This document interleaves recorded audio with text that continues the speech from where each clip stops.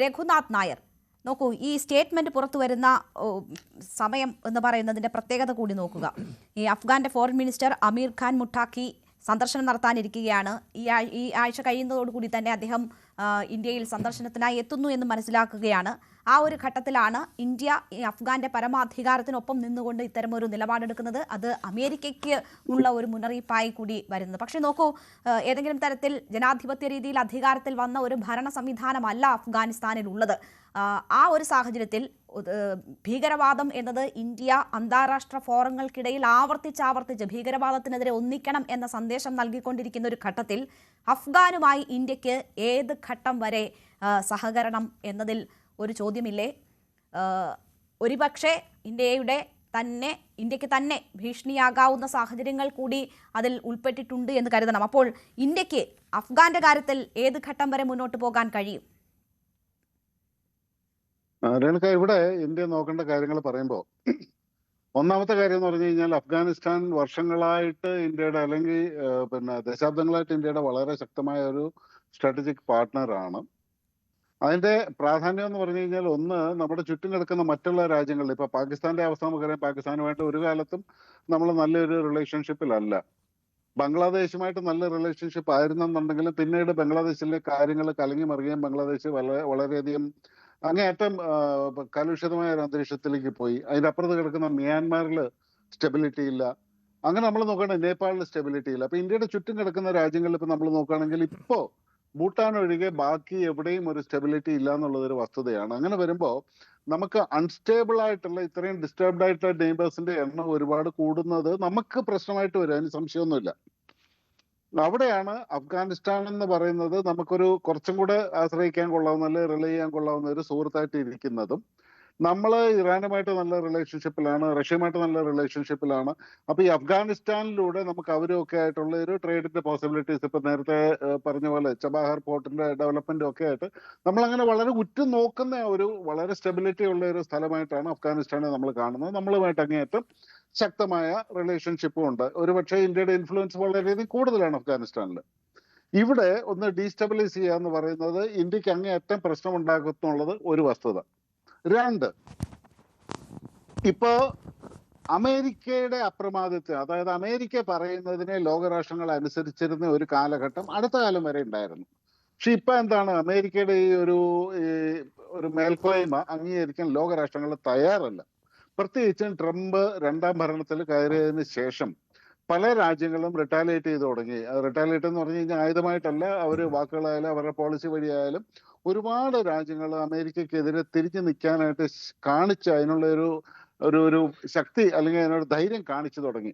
ഇതൊരു പക്ഷേ ഈ ഒരു ധൈര്യം കാണിച്ചു തുടങ്ങാനായിട്ടുള്ള കാരണം ഇന്ത്യയും ചൈനയും തന്നെയാണെന്ന് പറയാം. ഇവിടെയാണ് ട്രംപിന് ഇന്ത്യയും ചൈനയും തലവേദനയാകുന്നത്. കാരണം ഈ താരിഫിന്റെ പ്രശ്നം കൊണ്ട് താരിഫ് യുദ്ധം കൊണ്ട് വന്നു കഴിഞ്ഞപ്പോൾ ചൈന തന്നെയാണ് ഏറ്റവും ആദ്യം പറഞ്ഞത് നീ പണിയാക്കണമെന്ന് പറഞ്ഞു. ഇന്ത്യ അനങ്ങിയിട്ടില്ല. അപ്പൊ അങ്ങനെ വരുന്ന സമയത്ത് ട്രംപ് നോക്കിക്കഴിഞ്ഞപ്പോൾ ചൈന തീർച്ചയായിട്ടും അമേരിക്കയ്ക്ക് ഒരു ഭീഷണിയാണ്. ഇന്ത്യ ഭാവിയിൽ അമേരിക്കയ്ക്ക് വളർന്നു വരുന്ന ഒരു ഭീഷണിയാണ്. റഷ്യ ആദ്യകാലം മുതലേ ഒരു ഭീഷണിയാണ്. അപ്പൊ ഈ മൂന്ന് ഭീഷണികളെ ഇന്ന് അമേരിക്ക കഴിഞ്ഞ ലോകത്തിലെ ഏറ്റവും ശക്തമായിട്ടുള്ള സാമ്പത്തികമായിട്ടായാലും സൈനികമായിട്ടായാലും ജനസംഖ്യാപരമായിട്ടായാലും ഏത് രീതിയിൽ നോക്കിക്കഴിഞ്ഞാൽ ജനസംഖ്യാപരമായിട്ട് ഏറ്റവും മുമ്പിൽ നിൽക്കുന്ന ഇന്ത്യയും ചൈനയുമാണ്. പിന്നെ റഷ്യയും വരുന്നുണ്ട്.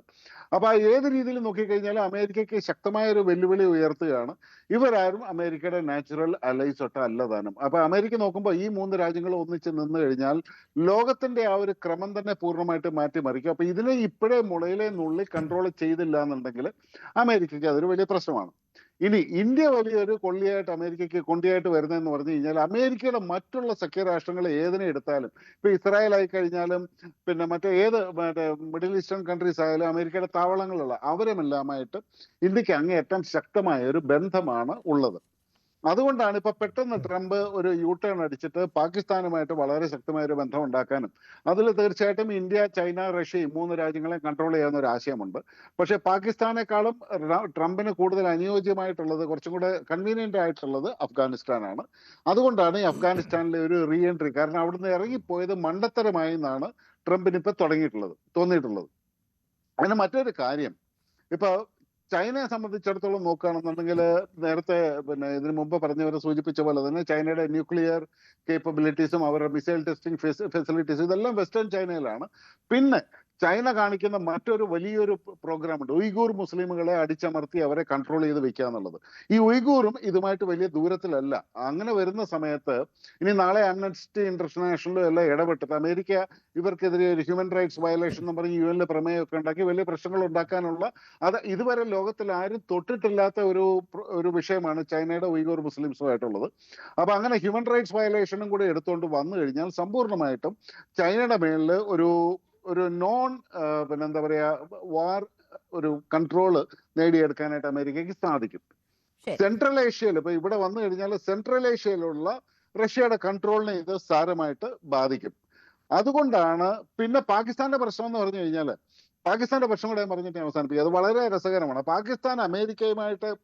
പാകിസ്ഥാൻ എന്ന് പറഞ്ഞു കഴിഞ്ഞാൽ country which is on sale എന്ന് പറയാം. അതായത് ഈ സെയിൽ 20%, 50% ഡിസ്കൗണ്ട് എന്നൊക്കെ പറഞ്ഞ് ബോർഡ് വെച്ചിരിക്കുന്ന ഒരു രാഷ്ട്രമാണ് പാകിസ്ഥാൻ.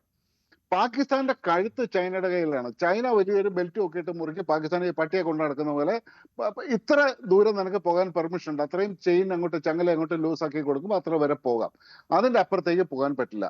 ഈ ഒരു കുരുക്കെന്ന് പറയുന്നത് ചൈനയിൽ നിന്നും പാകിസ്ഥാന് കിട്ടിയിട്ടുള്ള അതിഭയങ്കരമായ ലോണുകൾ. കാരണം ചൈന ഭയങ്കരമായിട്ട് ലോൺ കൊടുത്തിട്ട് ചൈനയുടെ ഒരു സ്ട്രാറ്റജി അതാണ്. അപ്പൊ അമേരിക്കയുടെ അടുത്തേക്ക് പാകിസ്ഥാൻ ചായുന്നു എന്ന് കണ്ടു കഴിഞ്ഞപ്പോൾ ഇതും കൂടെ വന്നു കഴിഞ്ഞപ്പോൾ ചൈനയുടെ ഒരു കൺട്രോളും പാകിസ്ഥാന്റെ പുറത്തുണ്ട്. ഒരു പക്ഷേ പാകിസ്ഥാൻ സ്വന്തം ഇഷ്ടപ്രകാരം ആയിരിക്കില്ല അമേരിക്കയുടെ ഒരു നീക്കത്തിനെ എതിർക്കുന്നത്. ഒരു പക്ഷേ അതിന്റെ പുറകിൽ ചൈനയുടെ പ്രഷറും കാണാം. ഇനി ഇല്ലെങ്കിൽ തന്നെ അമേരിക്കൻ ഭരണകൂടങ്ങളുടെ സ്വഭാവം എപ്പം എങ്ങനെ മാറും എന്നുള്ളത് ഒരിക്കലും പറയാൻ പറ്റില്ല. ഇപ്പൊ ഈ അഫ്ഗാനിസ്ഥാനിലും കൂടെ ശക്തമായ ഒരു പ്രസൻസ് ഉണ്ടെങ്കിൽ, കാരണം ഈ ഒരു ഏരിയയിൽ ശക്തമായ ഒരു പ്രസൻസ് വേണം എന്നുള്ള ഒരു കാരണം കൊണ്ടാണ് അമേരിക്ക പാകിസ്ഥാനുമായിട്ട് അടുക്കുന്നത് എന്നുള്ളത് പാകിസ്ഥാനും വളരെ വ്യക്തമായിട്ട് അറിയാം. അപ്പൊ അഫ്ഗാനിസ്ഥാനിലേക്ക് അമേരിക്കയ്ക്ക് അത്രയും ശക്തമായിട്ടുള്ള ഒരു പ്രസൻസ് കിട്ടിക്കഴിഞ്ഞാൽ നാളെ അമേരിക്ക പാകിസ്ഥാനെ തഴയാനും സാധ്യതയുണ്ട്.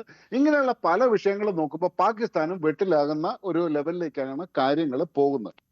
അതുകൊണ്ട് കൂടെ ആയിരിക്കാം പാകിസ്ഥാൻ അടക്കമുള്ള എല്ലാ രാജ്യങ്ങളും. പിന്നെ ഇറാൻ ഏറ്റവും വലിയ ഭീഷണിയാണ്. അമേരിക്കയുടെ അവിടുത്തെ പ്രസൻസ് എന്ന് പറയുന്നത് ഇറാനെ സംബന്ധിച്ചിടത്തോളം ഏറ്റവും വലിയൊരു ഭീഷണിയാണ്. അതാണ് ഇപ്പോഴത്തെ ഒരു അവസ്ഥ.